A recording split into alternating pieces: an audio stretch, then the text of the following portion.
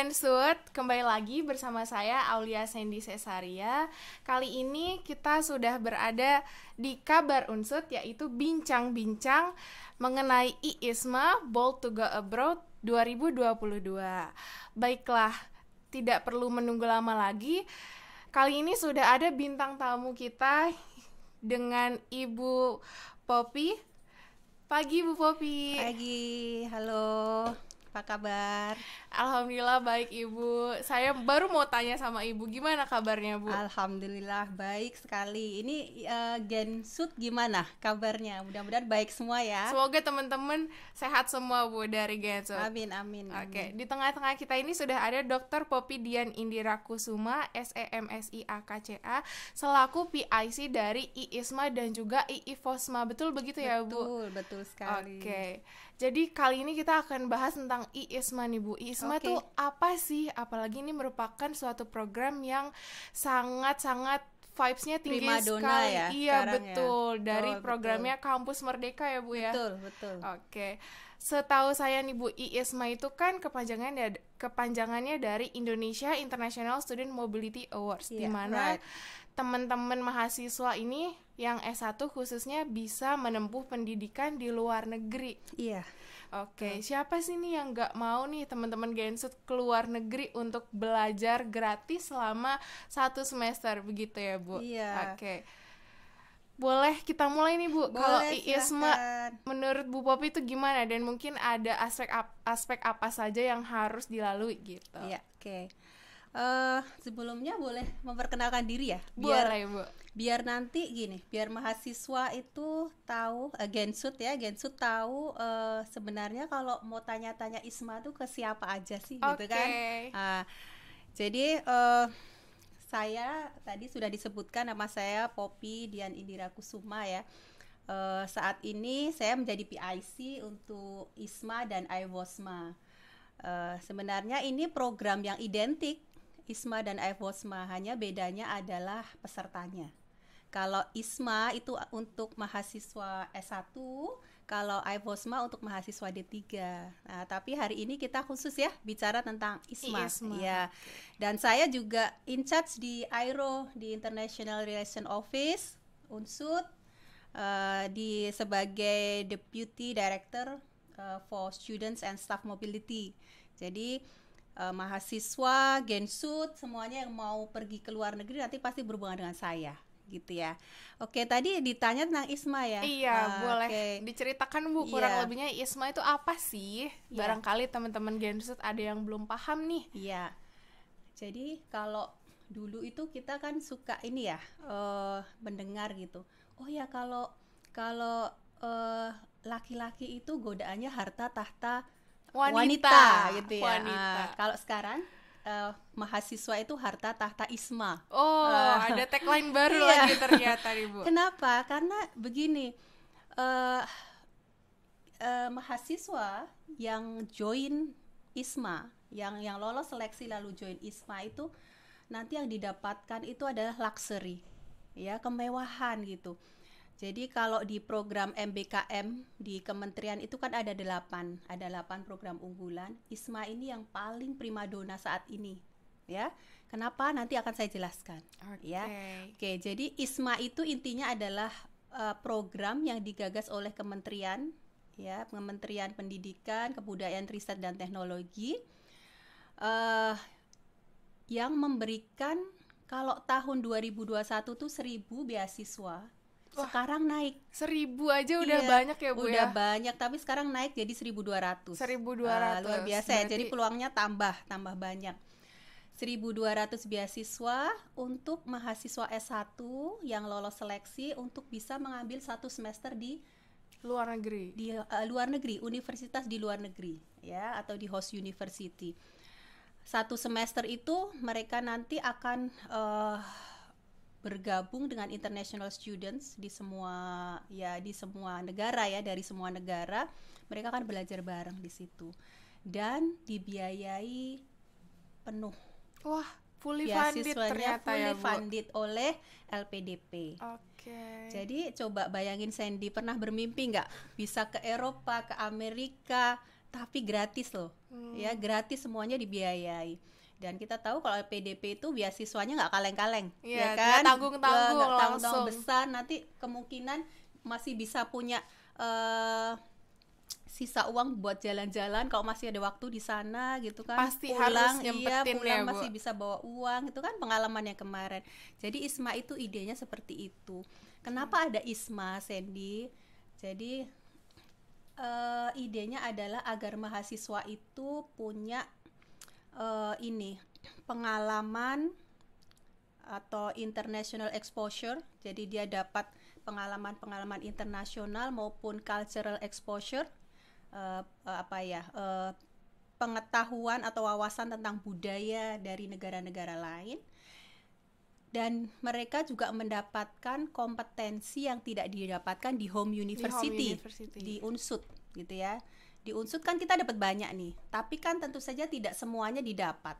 Contohnya misalnya Sandy dari fakultas ekonomi dan bisnis. Kita kan melulu belajar ekonomi bisnis ya. Iya, kalau betul. Sandy pengen belajar tentang misalnya jurnalistik, lewat program ISMA bisa. Oh, bisa tuh, Bu. Berarti Betul, kita bisa. ada proses transfer SKS gitu ya? Iya, jadi jangan khawatir ya. Jadi idenya itu, Sandy, ISMA itu seperti itu, memberikan peluang kepada mahasiswa untuk bisa belajar 1 semester di luar negeri. Wah, menarik banget nih Gensut infonya. Sangat menarik.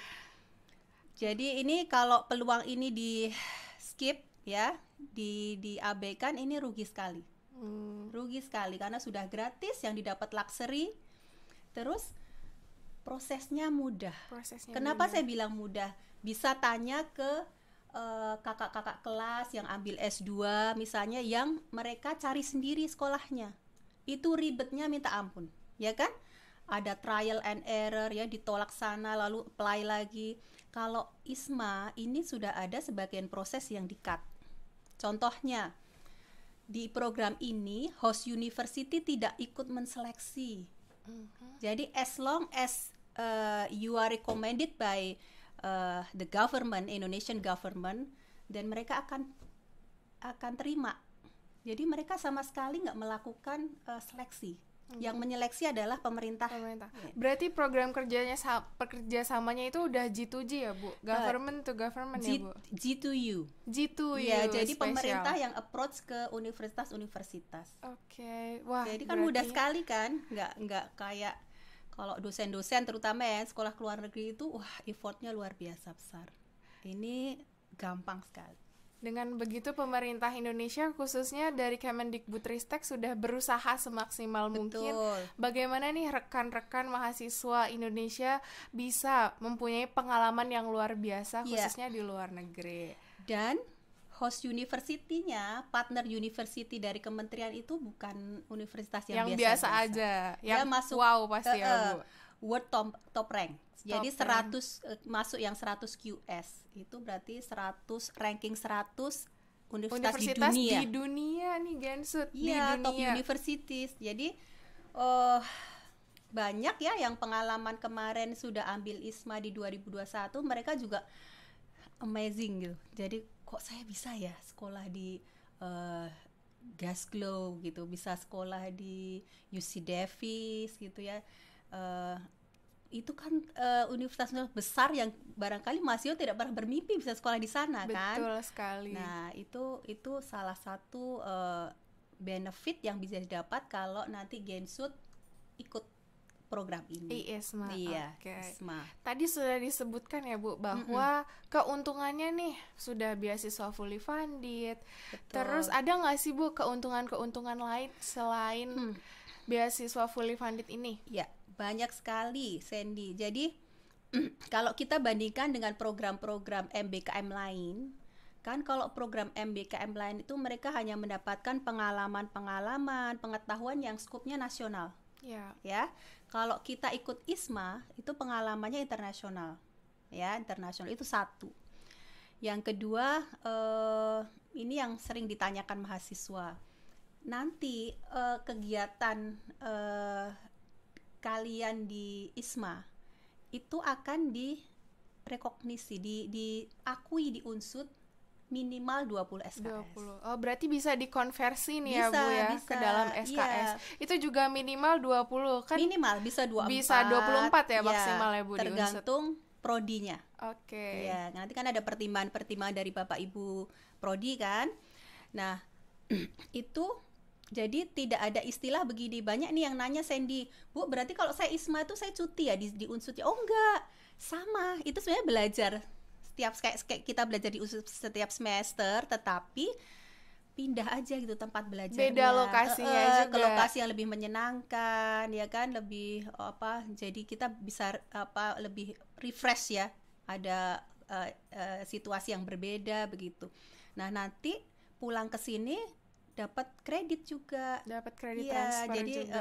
Bukan cuti, bukan. Terus ada juga yang nanya gini, Sandy, Bu, berarti saya nanti mengulang mata kuliah yang di sini ya gitu.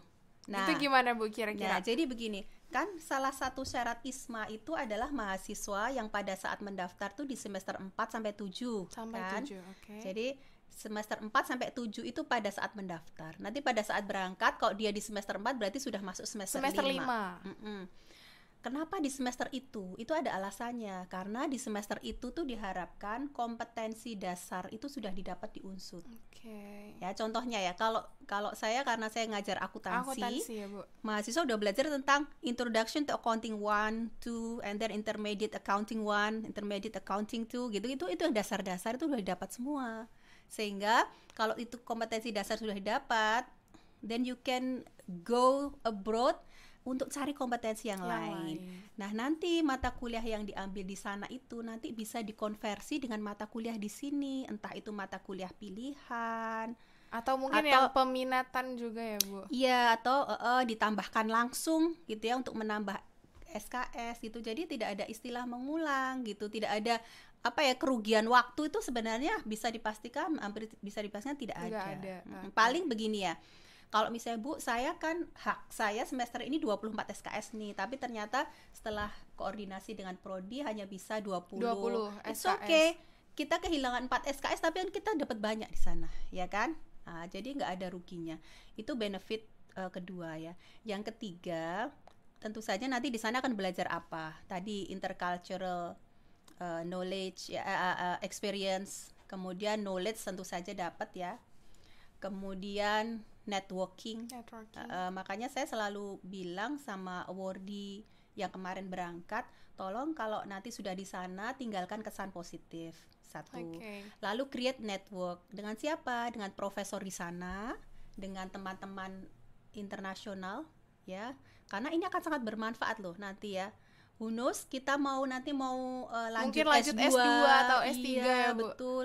Misalnya kita bisa calling lagi profesor yang di sana, atau pengen ke negara lain, kita udah punya teman di sana nih, cari informasi kan lewat teman-teman internasional tadi kan.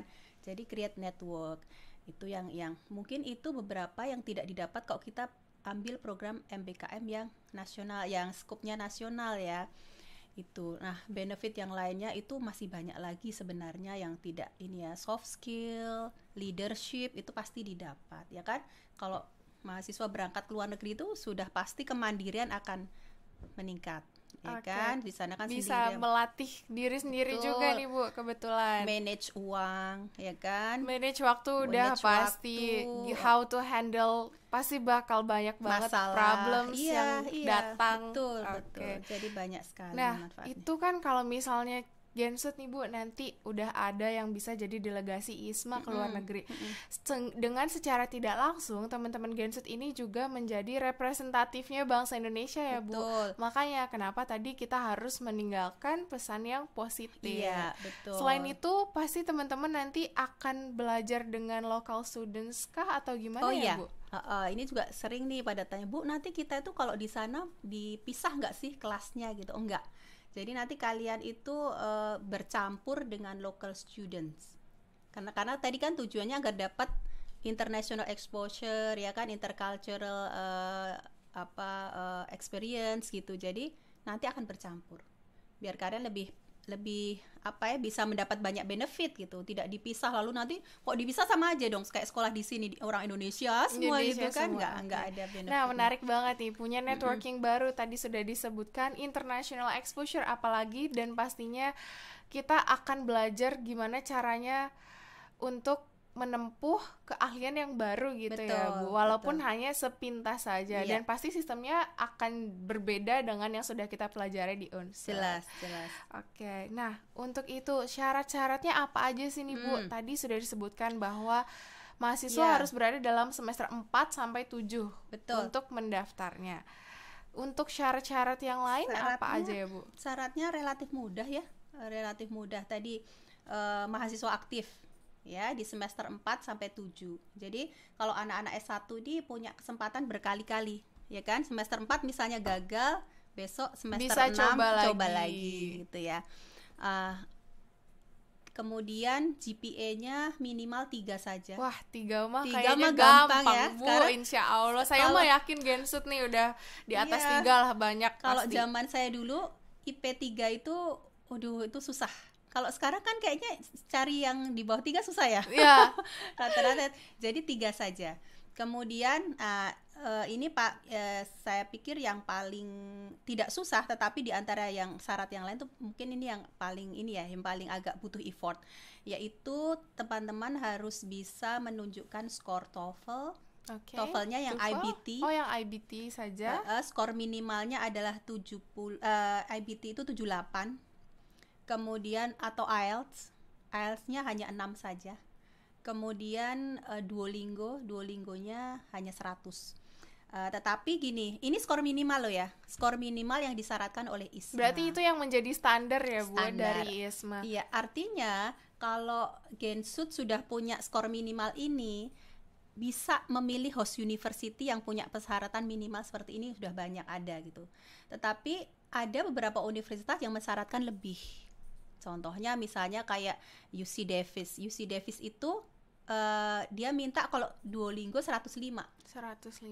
Jadi saran saya, meskipun ini minimal, kalau nanti tes cari dapatkan skor setinggi-tingginya biar kita bisa freely lebih punya peluang besar untuk memilih host university gitu. Jadi tapi kalau skor minimal udah punya ini udah aman, daftar aja. Nanti ada kok kayak yang universitas-universitas di Asia itu nggak begitu tinggi, biasanya IELTS-nya 6 gitu, banyak Korea. Dan ini sudah dipermudah ya Bu dengan diizinkannya akses dari sertifikat Duolingo begitu ya? Iya betul.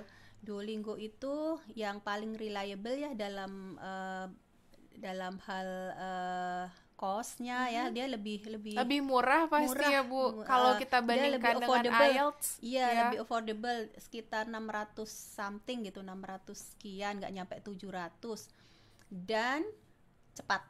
Dalam 2 hari keluar hasilnya. 2 hari aja Bu. Iya. Betul. Apalagi tesnya itu hanya online ya Bu ya? Online, hanya 1 jam ya, kira-kira 1 jam. Kalau IELTS itu sampai 3 juta ya. Cuma ya itu ya, saya sarankan Gensut kalau mau mendaftar, mau memilih host university, cek ya. Jadi ada beberapa media sosial yang bisa untuk mencari info tentang ISMA. Contohnya adalah ISMA RI, itu ada di Instagram. Mungkin kalau di YouTube itu gimana Bu? Di YouTube juga ada ya, ISMA ya. Itu kalau YouTube itu lebih memberikan pengetahuan tentang event-event apa yang sudah dilakukan di 2021, lalu ada soft launch yang kemarin. Jadi itu juga bisa dijadikan rujukan. Kemudian yang paling lengkap itu adalah website-nya. Di website official ya. site.isma.id ya, site SITE ya, site.isma.id. Nah, kalau di website itu komplit. Nah, nanti saya sarankan Gensut kalau mau memilih host university, jangan lupa dicek requirements-nya. Karena masing-masing beda. Iya, berarti setiap host university itu nanti punya persyaratan tertentu, kualifikasi tertentu. Betul. Makanya teman-teman Gensut nih harus cek langsung ke websitenya untuk informasi lebih lengkapnya harus gitu tetap ya dicek. Bu. Misalnya nih Sandy IELTS-nya hanya 6 gitu. Pengen UC Davis, nggak bisa. Karena UC Davis mensyaratkan 6,5. 6,5. Kemudian ada beberapa negara, contohnya yang di negara beberapa universitas di Korea, kemudian Australia, itu beberapa mensyaratkan lolos tes tuberkulosis. Itu ada TBC juga. Dari tes kesehatan pribadi juga ya, Bu? Bukan pribadi. Jadi nanti kalau mendaftar itu, di situ yang ada tes lolos itu, nanti mereka akan memberikan rumah sakit yang bisa untuk rujukan cek. gitu. Jadi sudah ditentukan di Indonesia, rumah sakit di Indonesia mana aja yang bisa ini. Jadi nggak boleh pakai kita sendiri, misalnya ke puskesmas sendiri atau ke dokter kita, nggak bisa. Nanti ada. Tapi nggak sulit juga. Itu jadi itu di ini kan dipertimbangkan juga, requirement-nya itu harus dicek betul ya, jangan sampai kita miss gitu ya, IELTS-nya hanya 6, milihnya yang requirement-nya 6,5, nanti kan nggak masuk, nggak match gitu ya Bu, makanya ini harus cek langsung di websitenya ISMA. Oke, terus tadi selanjutnya itu selanjutnya apa lagi nih Bu? Ini mahasiswa yang eligible mengikuti ISMA adalah yang belum pernah cuti. Alasannya kenapa sih Bu? Kok ini belum pernah cuti? Betul, ini aturan baru. Dulu nggak ada di 2021. Yang penting mahasiswa aktif ya. Iya, saya ini hanya dugaan saya. Saya menduga karena sekarang juga ada lagi syarat satu lagi yang ditambahkan di tahun 2022 yang tidak ada sebelumnya, yaitu mahasiswa maksimal berumur 23 tahun. 23 tahun. Dulu nggak ada. Ya, jadi 23 tahun per 1 Juli 2022. Per 1 Juli ini ya. Hitungannya summer kali ya Bu kalau di sana ya. Betul. Nah, sekarang ada umur itu, makanya mungkin kalau yang dia ngambil cuti bisa jadi kan dia umurnya juga ada gap mungkin. Betul, ada gap di umur begitu. Barangkali itu ya, karena kita juga nggak dikasih tahu kenapanya. Kemudian teman-teman belum pernah mengikuti mobility atau exchange program. Wah, justru ini kesempatan yang baik Bu buat teman-teman. Betul. Itu kalau yang sudah ikut itu nggak boleh. Nah, banyak yang tanya begini, Bu, kalau saya ikut debate kontes di luar negeri gitu, gimana Bu? Itu masih bisa, karena debate kontes kan hanya 1-2 hari itu, dan itu kan kompetisi ya. Kalau ini yang dimaksud ini adalah pertukaran pelajar, yang exchange atau summer course mungkin ya. Summer course, internship gitu. Tapi kalau yang kayak tadi misalnya ikut MOON gitu masih boleh join ISMA. Kemudian syarat yang baru lagi, tadi yang baru-baru tuh umum, yang update ya Bu, yang di tahun 2022 ini ditambah. Kemudian syarat yang lain lagi adalah mahasiswa harus membuat surat pernyataan, 3 surat pernyataan. Oke, itu yang declaration letter ya Bu? Betul, declaration letters. 1, pernyataan tadi tidak pernah ikut mobility atau exchange program. Kemudian pernyataan kedua bebas narkotik atau nafsa mungkin. Iya, nafsa. Kemudian yang ketiga tidak pernah terlibat dalam sexual violence. Wah, sampai sexual violence juga ditanya nih Bu. Betul, karena kan kemarin ada kejadian-kejadian lah yang kemudian membuat ini harus dibuat aturannya. Oke. Itu.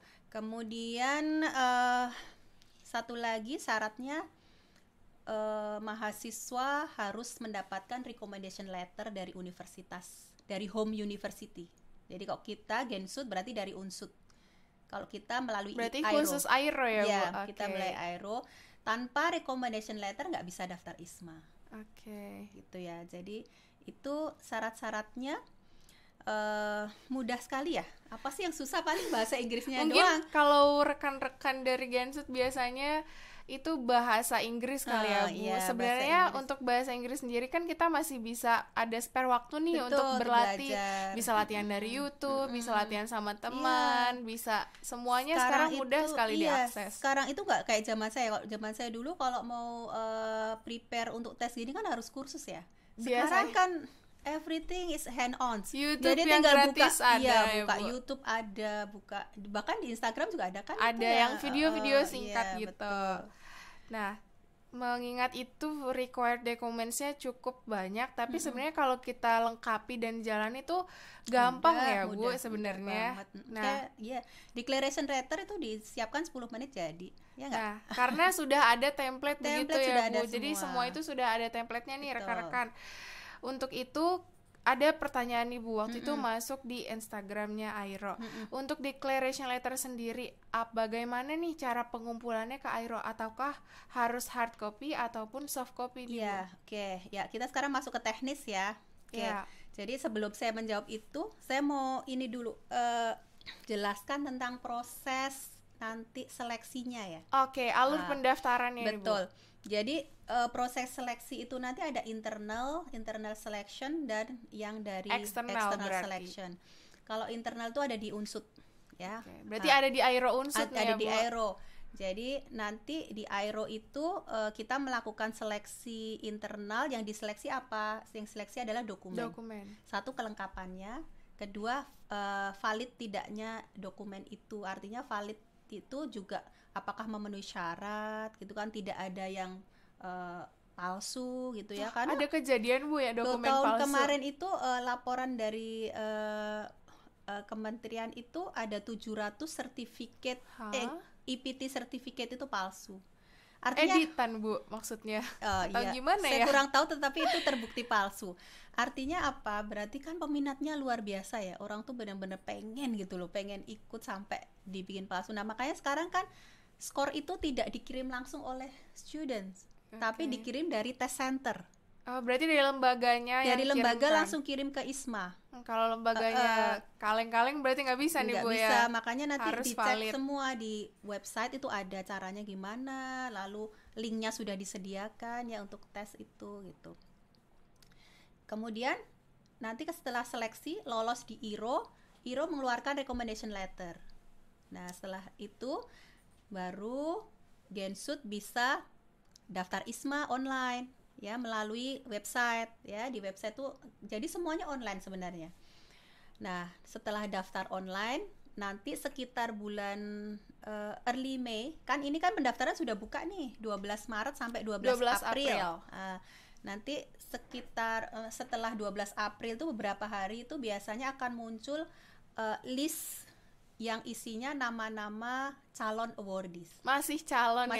Jadi karena banyak dari ribuan peminat tadi akan di sort berdasarkan dokumen mana yang ini ya masih bisa menjadi kandidat. Nah itu nanti listnya keluar gitu. Berarti sudah berkurang dari tadi yang daftar ya. Setelah itu masuk seleksi wawancara. Wawancaranya online in English. Jadi kalian harus siap-siap, harus belajar teknik wawancara yang baik lewat YouTube banyak ya. Dan kemarin Airo juga sudah sempat kita bahas di channel kita menyelenggarakan juga ya, kan Mbak, Gensut. menyelenggarakan apa kemarin pelatihan khusus dengan ya. dosen-dosen FIB. Iya betul. Nah, latihan wawancara. Nah setelah proses wawancara nanti akan keluar lagi list awardees. Nah ini finalist sudah final, siapa-siapa yang dapat beasiswa dan akan berangkat. Itu sekitar Mei lah. Nanti setelah itu baru kita persiapan pre-departure preparation. Nanti mahasiswa akan join Zoom meeting dengan host university untuk persiapan dengan kementerian begitu. Berarti dari sebelum berangkat pun sudah disiapkan semuanya. Ada komunikasi yang intens ya Bu. Nanti mereka akan gabung di satu grup WA. Nah, mereka nanti akan intens dikasih bekal. Nah, kalau misalnya dari Gensut nih Bu, udah ada yang keterima jadi awardee. Dari sebelumnya pun sudah ada pelatihan dari kementerian dan pasti itu akan melebur dengan teman-teman dari seluruh Indonesia begitu ya Bu? Betul. Dan nanti mereka itu nanti kalau berangkat itu bareng gitu. Jadi dikelompokkan, misalnya mau ke UC Davis ya bareng anak-anak Indonesia yang mau ke UC Davis. Berangkat bareng, pulang bareng. Gitu. Kalau udah dijamin ya Bu? Betul. Itu kan sudah network juga sudah meningkat mulai di daripada yang tadinya taunya cuma di Unsut aja nih gimana gitu kan. Nah jadi ada pertanyaan nih Bu terkait recommendation letter. Bagaimana sih caranya kita mendapatkan recommendation letter setelah memenuhi dokumen-dokumen yang tadi? Kita haruskah apa nih yang harus dilakukan untuk teman-teman? Ya, jadi saya sarankan Gensut bergabung di grup Telegram kita ya. Di grup Telegram kita nanti ada nggak di Instagram kita? Di Instagram bisa nanti kita buatin link tree ya Bu ya. Di di Instagramnya IRO nanti akan ini kan ya, ditampilkan itunya ya, linknya ya, link Telegram. Nah nanti di Telegram itu sebenarnya sudah kami share prosedur-prosedur untuk recommendation letter. Jadi untuk mendapatkan recommendation letter itu online semuanya, tinggal mengisi G-form, kemudian nanti teman-teman upload dokumen-dokumen yang disyaratkan. Contohnya ada EPT score ya, EPT sertifikat bahasa Inggris, kemampuan bahasa Inggris, lalu ada transkrip in English, terus nanti adik-adik suruh juga membuat esai.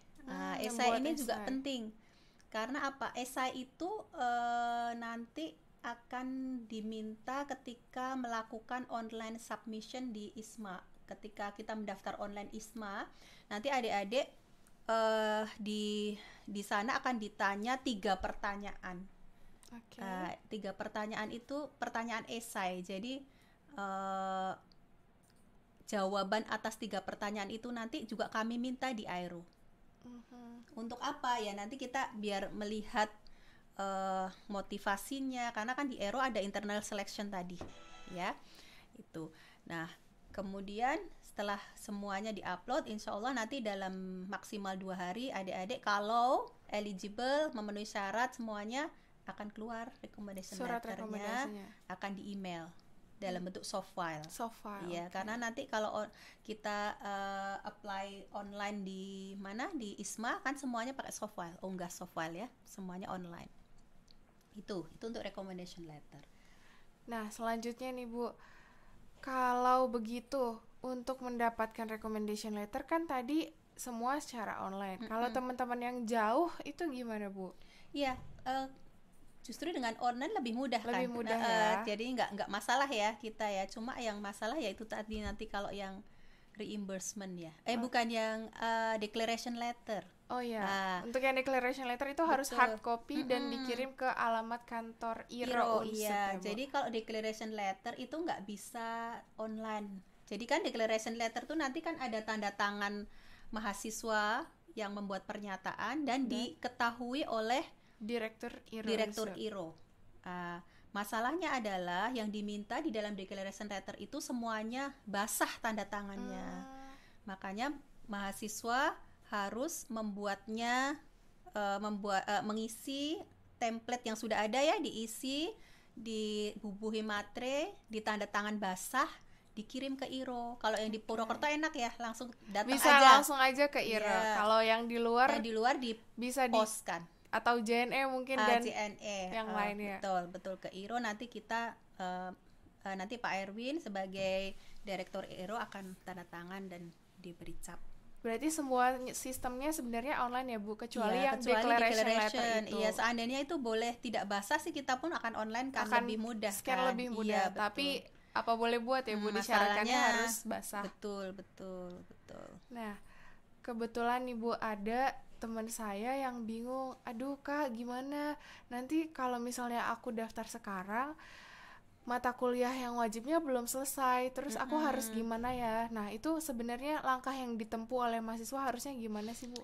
Ya, nah ya ini untuk Gensut ya, jadi memang ini selalu saya tekankan ke para peminat ISMA, ketika menentukan host university, kemudian mata kuliah yang akan diambil, itu tolong berkoordinasi dengan prodi. Boleh dengan ketua prodi ya, atau dengan pembimbing akademik gitu, dosen ya. PA ya Bu ya, boleh paling tidak PA juga, prodi juga, dua-duanya untuk koordinasi. Kenapa?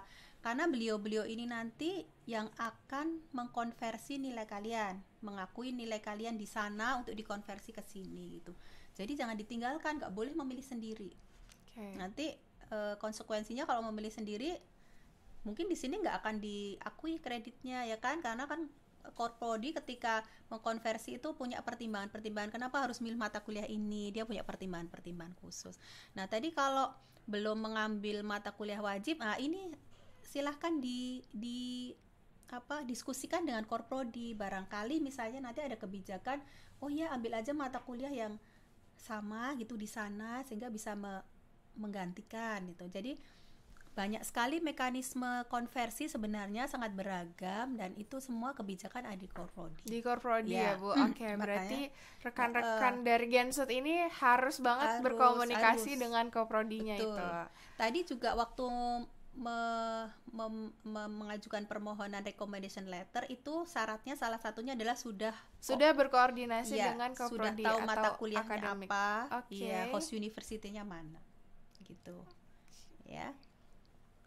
Nah, untuk itu tahun ini nih Bu, kan sudah 2022, apalagi ini udah tahun kedua, peminat dari ISMA tentunya sudah lebih banyak.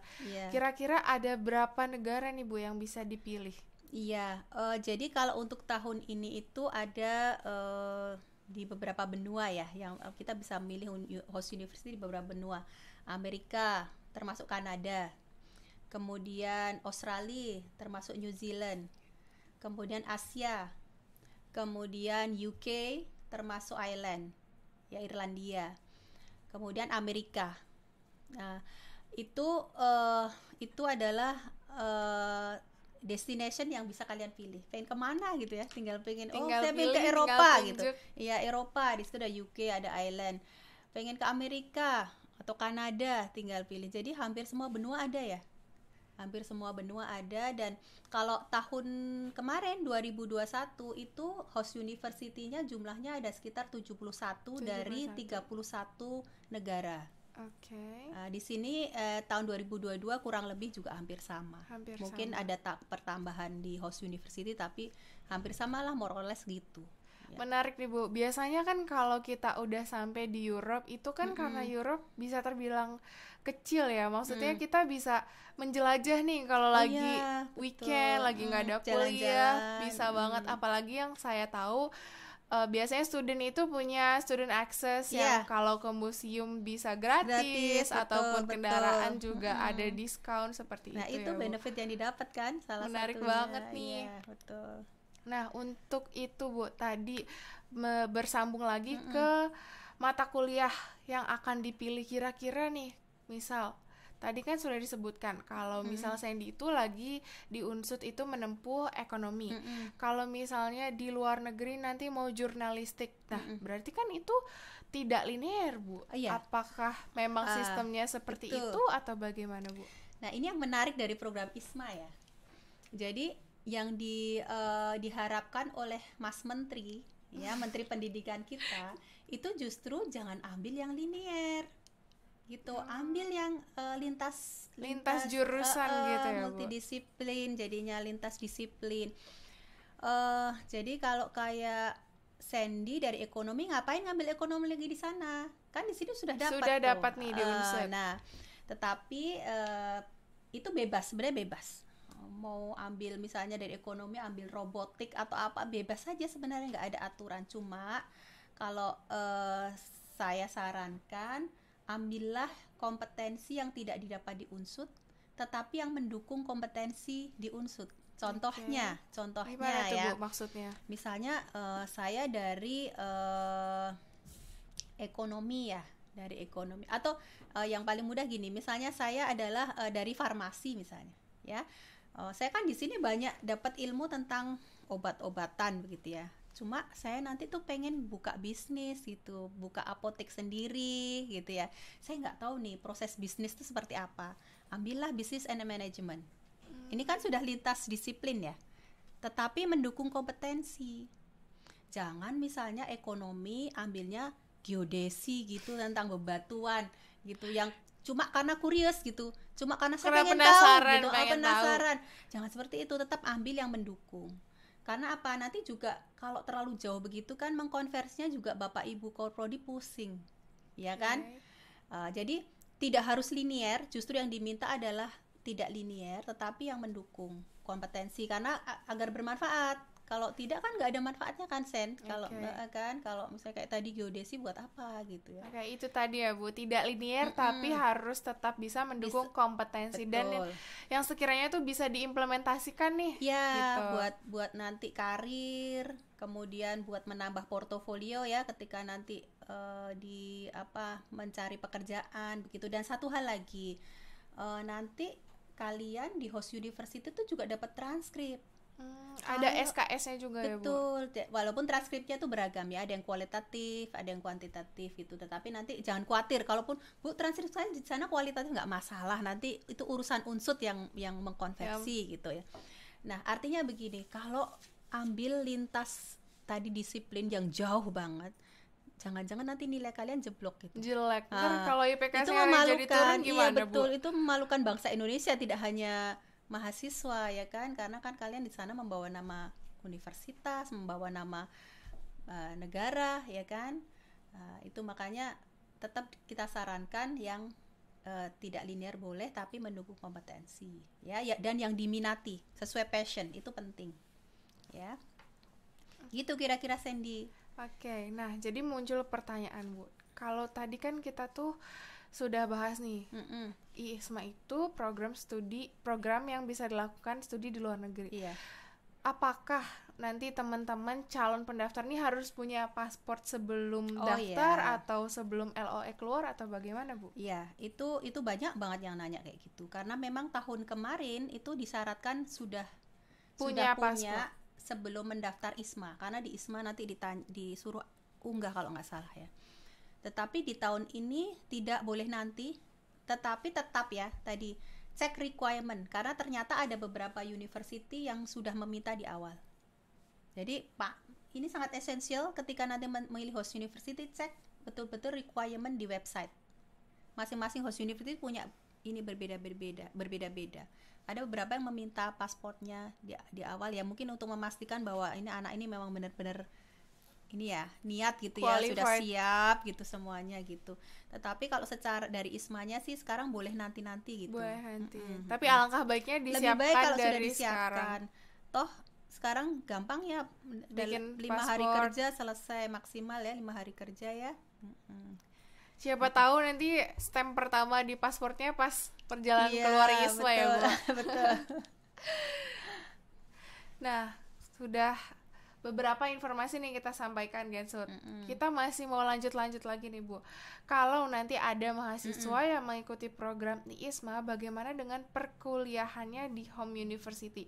Apakah mahasiswa tersebut juga berkuliah di Unsut dan di luar sana atau bagaimana, Bu? Iya, enggak. Jadi tadi ya, kuliahnya tuh sebenarnya hanya pindah tempat aja, ya, pindah tempat doang gitu. Tetapi bukan berarti di sana kuliah, di sini kuliah, enggak. Malah itu tidak diperbolehkan. Jadi ini ya, ini jadi catatan Gensut ya. Nanti kalau ikut program ISMA itu tidak diperbolehkan mengambil mata kuliah di Unsut meskipun online.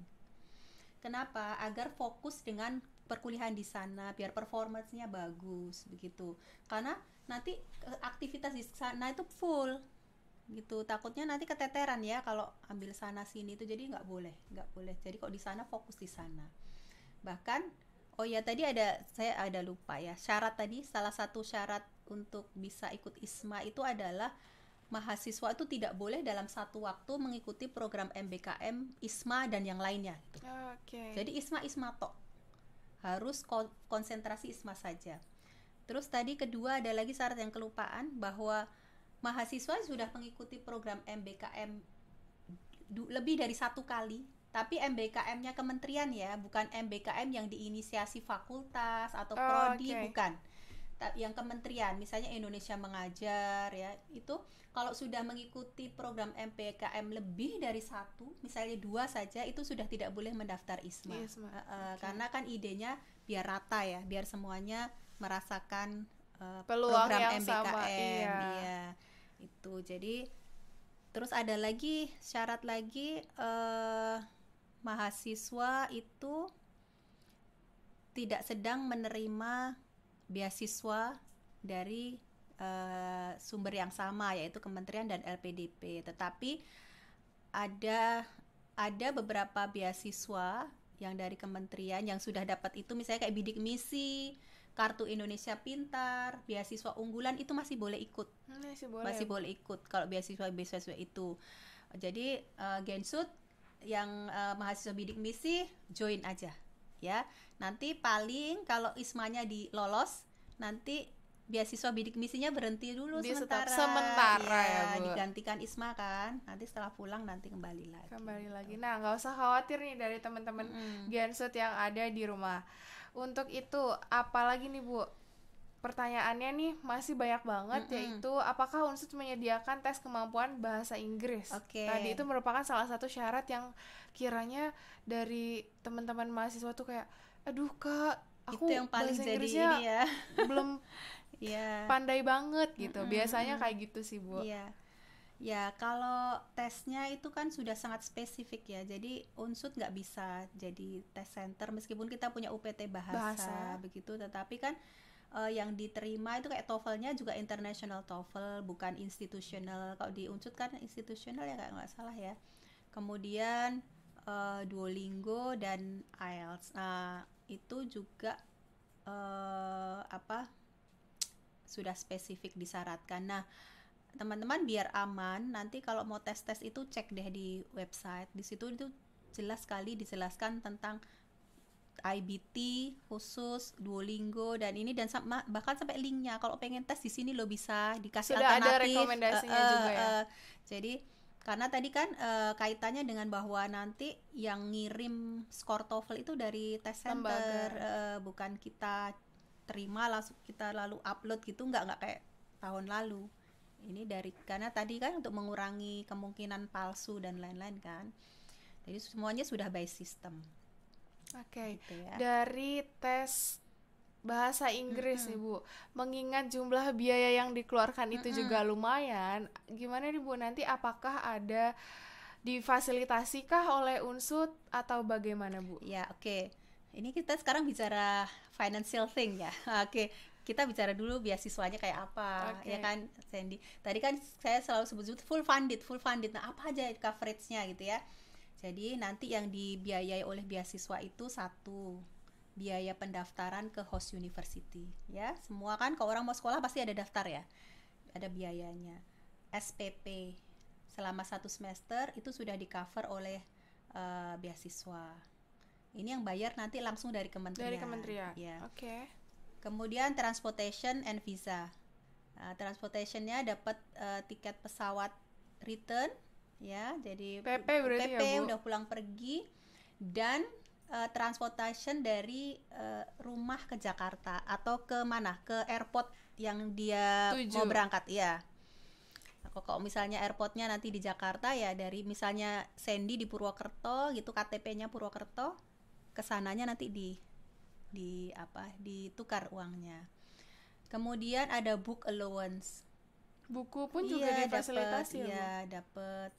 Kemudian ada living allowance. Living allowance-nya itu bervariasi jumlahnya depending on the country. Kan ada beberapa negara yang mahal gitu ya. Jadi tapi sangat cukup, bahkan lebih. Rata-rata bisa saving juga malah ya, bisa buat jalan-jalan, bisa saving. Kemudian ada lagi emergency fund.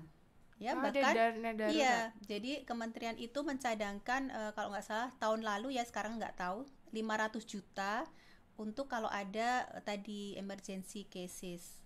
Contohnya apa misalnya nih, kalau tahun kemarin kan banyak tuh yang udah waktunya pulang. Kan kalau pulang itu kan sudah arrange tiket, karena kan semua harus berangkat bareng, pulang bareng. Kalau yang satu university ya. Nah, tapi kan ketika dites ternyata ada yang COVID, ada yang positif, kan berarti dia harus extend stay harus di sana, harus karantina lagi. Kan berarti ditinggal tuh, itu kan biaya, ya kan? Itu contoh-contoh emergency. Nah, terus ada lagi tadi coverage beasiswa itu juga mencakup basic health insurance. Jadi kita dapat asuransi kesehatan yang basic, kita dapat itu. Jadi apalagi yang nggak di cover?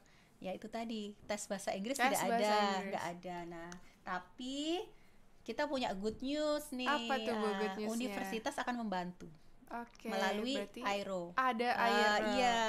Jadi nanti Gensut yang sudah punya sertifikat apakah IELTS atau TOEFL ataupun Duolingo itu tadi dengan ya, Bu, skor yang memenuhi syarat ISMA saja, ya silahkan mengajukan bantuan. Bantuannya, cara mengajukannya gimana, nanti ada di Telegram ya, udah di-share juga semuanya secara online. mengisi G-form, lalu mengunggah dokumen-dokumen. Nah, tetapi syaratnya ada 2 nih. Satu tadi skornya harus memenuhi syarat. Harus memenuhi, jangan kurang dari itu nggak bisa. Oke, kalau kurang berarti udah pasti decline ya, Bu? Iya. Yang kedua harus bisa membuktikan sudah mendaftar ISMA. Oke. Makanya itu permohonan bantuan nanti kita akan buka setelah penutupan pendaftaran. Iya, jadi nanti mereka ujian tapi nggak buat ISMA loh. Nah, kita nggak buat bisa, program yang lain. Betul. Jadi bantuannya seperti itu. Nah, bantuannya besarnya berapa? Kalau biayanya kurang dari 1 juta, kita tanggung semua at cost. Kayak Duolingo berarti tanggung semua karena di bawah 1 sebesar juta 600.000 berarti ya, Bu. Tapi kalau ambilnya IELTS yang 3 juta gitu, kita akan bantu maksimal 1 juta aja. Iya, maksimal. Ya, ini dari lumayan aja kan? Udah support ya, Bu. Nah, terus satu lagi, di tahun kemarin awardees itu yang sudah berangkat ke sana free UKT. Berarti di Unsut itu free UKT, sudah tidak bayar ya. Mudah-mudahan tahun ini juga kebijakannya sama. Masih ya. Sama. Jadi apa dong? Gratis semua ya. Ya tinggal siapkan diri niat, aja, Bu. Ya, tinggal niat gitu ya. Udah nggak ada yang nggak pusing gitu ya. Paling ini aja beberapa pengeluaran kayak pengeluaran untuk mengurus visa itu memang bayar dulu gitu. Tapi nanti diganti kan, ya, Bu? Dan cepat, nggak lama, nggak nyampe bulan gitu, enggak. Tapi kalau nanti udah di sana living allowance-nya itu nggak model reimburse, sudah dikasih di awal. Langsung. Jadi aman. Jadi yang di reimburse itu untuk persyaratan di Indonesia itu aja paling yang visa aja kayaknya. Visa sama apa ya, nggak ada. Kalau yang tiket kan nanti udah dipesankan dari sana, dari kementerian.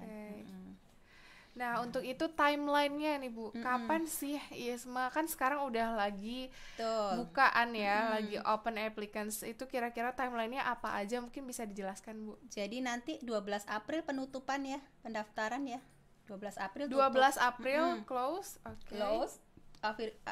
Setelah itu proses seleksi sampai dengan bulan Mei. Mei. Lama juga ya, Bu, seleksinya? Ya, karena kan ribuan ya. Jutaan mungkin malah yang daftar ya. Jadi dari seluruh Indonesia. Jadi Gensut ya, meskipun kuotanya ditambah 1.200, tapi saingannya sepertinya juga bertambah jauh lebih banyak. Lalu lebih mudah, tidak, kompetisinya justru lebih kencang lagi karena apa? Satu, mahasiswa sekarang sudah punya ini ya, gambaran yang tahun lalu, mereka ternyata banyak nih benefitnya, seneng bisa ke luar negeri gitu. Akhirnya banyak lagi peminatnya, karena kemarin juga dari jumlah yang mengakses website aja itu udah luar biasa, udah jutaan dari seluruh Indonesia. Itu perharinya tuh bertambahnya itu luar biasa, eksponensial. Nah, jadi tetap harus semangat ya untuk mempersiapkan diri. Nah, kemudian tadi semuanya gratis, teman-teman udah tinggal ini aja, mempersiapkan wawancaranya, itu yang penting kan. Wawancara itu kan nanti menggali apakah ini mahasiswa ini qualified atau tidak. Makanya saya sarankan esai itu dijawab dengan yang bagus gitu loh. Apa ya sesuai, jangan berbohong. Tapi sebisa mungkin, senatural mungkin, nggak perlu hiperbola juga ya, Bu ya. Karena nanti akan dipertanggungjawabkan nih, Bu, apa yang udah kita tulis. Di wawancara kadang ditanya itu tentang itu. Nah, sekitar Mei itu ya. Nah, nanti setelah keluar yang list tadi awardees-nya, udah setelah itu nanti pre-departure preparation itu sampai dengan sekitar bulan Agustus September itu nanti berangkat. Wah, langsung flight nih. Kalau tidak ada kendala ya dengan catatan. Betul. Oke, kurang lebihnya informasinya sudah cukup banyak. Kayaknya nih, sudah Bu, yang semua diulas ya. Ada lagi nggak yang kira-kira mungkin ketinggalan ya? Kalau dari Bu Popi nih, ada nggak sih bisa kita pakai nih closing statement buat di podcastnya Kabar Unsut? Iya, sebelumnya ya saya mau ini dulu menyampaikan strategi. Oke, itu strategi penting boleh. ya, karena kan ada tipsnya nih dari Bu Popi. Seperti berperang gitu kan. Ini kan harus ada strategi, mengingat kompetisinya very tough ya. Dan tahun ini saya bisa pastikan tougher than last year. Jadi Gensut yang mau join, kita tentu saja semua mahasiswa pengennya ke universitas yang top rank, mungkin yang nomor 1, 2, 3 gitu, 10 top 10 gitu. Tetapi begini, bukankah goal kita itu adalah tadi ya, mendapatkan international exposure, intercultural exposure gitu. Jadi tetap kita harus melihat posisi kita ada di mana gitu. Kalau Gensut ini adalah mahasiswa yang excellent, misalnya ya GPA-nya almost perfect, misalnya 39 atau bahkan 4. Kemudian IELTS-nya almost perfect gitu, silahkan mau daftar di yang top 10 ya gitu, boleh ya. Tetapi kalau misalnya Bu, GPA saya hanya 3,2, di atas sedikit dari 3, IELTS saya 6 gitu, silahkan pilih yang universitas-universitas yang memang syaratnya nggak terlalu tinggi, satu. Yang kedua, yang tidak terlalu banyak peminatnya. Nah, mungkin pertanyaannya, Bu, tahunya peminatnya dari mana gitu Bu? Ya. Oke, memang tidak pernah dirilis oleh host university gitu ya, berapa peminat tahun lalu tuh di UC Davis berapa, misalnya di NTU berapa, misalnya nggak ada. Cuma memang yang kita tahu tuh kayak Korea itu banyak sekali peminatnya di sana ya, barangkali kita kan peminat K-pop ya juga ya gitu. Tetapi kayak justru universitas-universitas yang top itu banyak juga yang ini tidak dimasukin karena mungkin takut, karena udah jiper duluan iya, mungkin udah takut duluan. Nah, yang saya dapat kabar dari salah satu mahasiswa itu ternyata mereka juga mengadakan pooling tuh sendiri. Ada pooling di antara mahasiswa untuk melihat kamu minat kemana gitu. Nah, di situ ketahuan. Di tahun ini juga Korea masih peminatnya masih tinggi. Iya. Okay. Jadi mungkin pilih universitas-universitas yang kira-kira tidak banyak peminatnya. Kan sebenarnya bisa ya, kita tahu ya ada universitas tertentu yang nggak begitu dikenal gitu, meskipun dia 100 QS gitu. Nah, coba pilih yang kayak tahun kemarin Hungaria itu kurang diminati. Hungaria. Iya. Jadi berarti kalau kita daftar ke situ malah peluangnya lebih besar ya Bu? Iya, insya Allah lebih besar. Tapi kalau yang excellent ya silahkan mau pilih. Oke, itu sedikit tips and sedikit banyak atau banyak banget ya Bu malah. Terus tadi ini berarti udah mau closing ya? Iya Bu. Ya, untuk closing saya sekali lagi saya ingin memotivasi Gensut ya untuk mencoba ya. Jadi orang itu kalau gagal sebelum mencoba lebih sakit ya enggak? Daripada nggak coba ya Bu. Daripada nggak coba. Kalau kita mencoba gagal, paling tidak kita tahu posisi kita, kurangnya di mana sih gitu, ya kan? Besok next time bisa coba lagi. Tapi kalau nggak mencoba itu sakit banget kalau kita gagal. Dan tidak ada satu orang pun yang tahu kapan sih sebenarnya kesuksesan kita akan datang, ya enggak? Kalau kita tidak mencoba, barangkali sebenarnya kita tuh bakal dapet loh gitu peluangnya gitu ya. Terus kalau udah misalnya nih udah ikut sosialisasi, udah macam-macam, udah mempersiapkan, kok terus nggak daftar, itu kayak hello gitu, tengok di belakang, orang-orang di belakang kamu tuh banyak banget yang pengen ada di posisi kamu sekarang gitu loh. Jadi tolong kalau sudah punya syarat minimal, daftar, karena ini adalah program gratis yang didapat luxury ya. Jadi gitu. Saya selalu memotivasi mahasiswa itu untuk confident ya. Banyak loh Sandy, ada beberapa mahasiswa tuh yang WA saya secara personal, Bu, saya sudah ini Bu, skornya keluar nih, Duolingo saya 100, saya daftar enggak ya? Saya bilang why not, udah 100 loh, ini udah masuk, sudah memenuhi kriteria, jadi kenapa harus daftar. Ragu-ragu lagi gitu lah. Jadi kadang-kadang kayak gitu, mungkin nggak confident karena nanti akan bertarung dengan mahasiswa dari UI, UGM. Enggak, setiap orang tuh punya faktor luck juga kan, ya kan? Siapa tahu lagi hokinya ya Bu. Iya, jadi ada cerita juga ya, di tahun kemarin itu ada juga mahasiswa yang excellent tidak lolos. Kenapa? Karena dinilai mereka sudah cukup dapat international exposure karena sudah berkali-kali mendapatkan kesempatan ke luar negeri. Nah kan kita nggak tahu yang seperti itu. Memang banyak pertimbangan juga. Betul, ya Bu, dari kementerian. Nggak hanya melulu GPA dan skor tadi. Iya betul. Gitu ya. Jadi tetap semangat Gensut. Saya menunggu kabar baiknya. Nanti ada list ya dari Unsut, misalnya ada 100 yang mendaftar. Amin. Semoga lebih banyak ya Bu. Lolosnya juga banyak. Mudah-mudahan amin, nanti bisa menambah portofolio kalian, juga bisa meningkatkan reputasi Unsut juga. Oke. Yang terpenting itu berarti kalau saya conclude nih Bu, tadi dari motivasinya Bu Poppy, kita harus take an action. Oh iya, betul. And if you'll never try, you'll never know. Ya Bu, asik. Betul sekali. Baik. Niat aja nggak cukup ya. Iya, harus gerak juga dong Bu. Baik, kalau begitu sampai jumpa lagi di Kabar Unsut bincang-bincang selanjutnya. Terima kasih banyak dan sampai jumpa.